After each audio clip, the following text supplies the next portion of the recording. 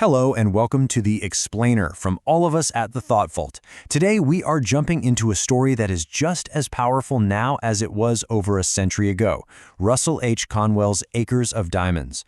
It's this incredible parable about a classic human mistake. You know the one, searching all over the world for some amazing treasure, only to find out you were sitting on it the entire time. So, this one sentence, it's pretty much the heart of the whole thing. It's absolutely dripping with tragic irony, and it tells you everything you need to know about how opportunity really works. But to really get why that hits so hard, you've got to meet the man it's about, Ali Hafid. You know, most stories start with a problem, right? A hero with a challenge to overcome. Well, not this one. Our story kicks off with a guy who seems to have it all figured out in a time of perfect contentment. Conwell describes Ali Hafid in this perfect way. He was wealthy because he was contented and contented because he was wealthy.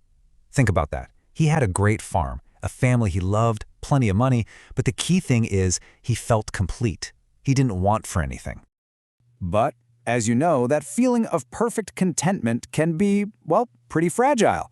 And the thing that shatters it all shows up in the form of a wise old priest who sits down by Ali Hafid's fire and tells him a story that would completely derail his life.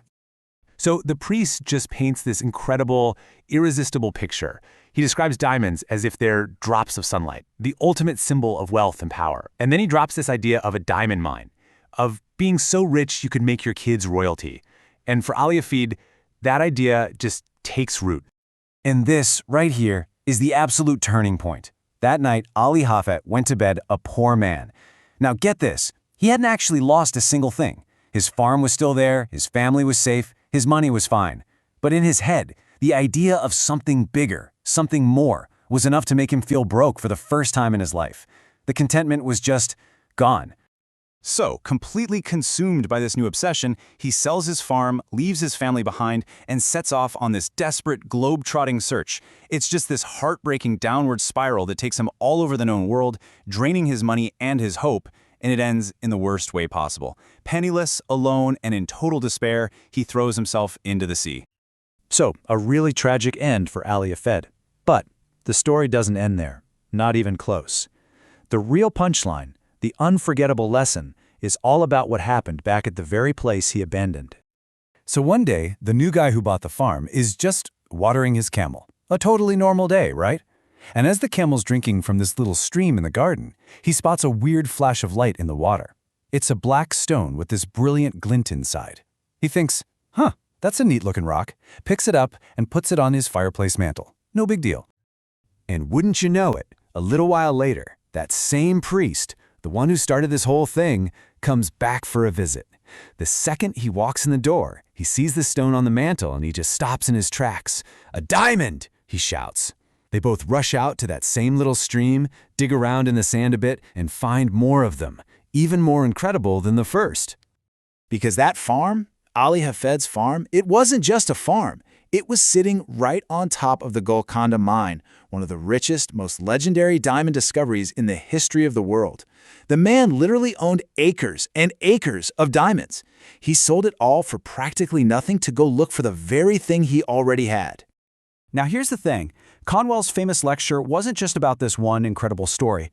He was basically saying, hey, this isn't some ancient fairy tale. This is a pattern. It's happening right now all around us. People are constantly convinced the grass is greener somewhere else, and they leave their own fortunes behind to go chase it. He gives a more modern example.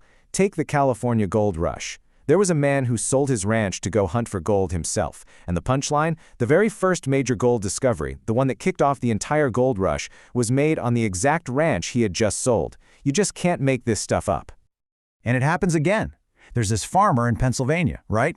He gets bitten by the oil bug, sells his farm for just over $800 and leaves to become an oil man.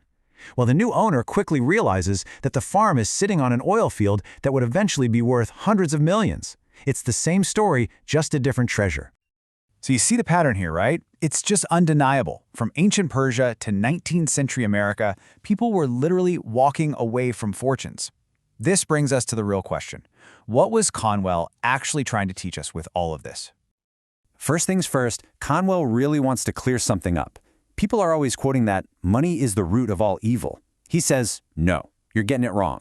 The real problem The biblical problem is the love of money, that all-consuming obsession that drove Ali Hafed to his death. In fact, Conwell takes this a step further with a pretty radical idea for his time. He argues that making money honestly, by providing real value and serving your community, isn't just okay, it's a good thing, a virtuous, even godly thing. In the right hands, money is a powerful tool to do good in the world. Okay, so how do we find our own acres of diamonds? Well, Conwell's formula is actually refreshingly simple. Step 1, stop looking over the horizon. Look right where you are, your town, your neighborhood, your current job. Step 2, figure out what people around you actually need. What are their problems? What do they truly want? And step 3, use what you're good at, your skills and your energy to fill that need. Success is just about being useful to the people right in front of you. And that's really the heart of it all, isn't it? Your greatest opportunities, your chance to build wealth, to make an impact, it's probably not in some other city or a completely different career path. More often than not, it's hidden in plain sight, right in your own backyard, just waiting for you to notice it. So that leaves us with one last question for you to take with you. As you go about your week, in your job, in your community, what acres of diamonds might you be walking over every single day? If you enjoyed this explainer, we'd love it if you'd like, subscribe, and follow The Thought Vault on YouTube and TikTok. Let us know in the comments what you think. Thanks for watching.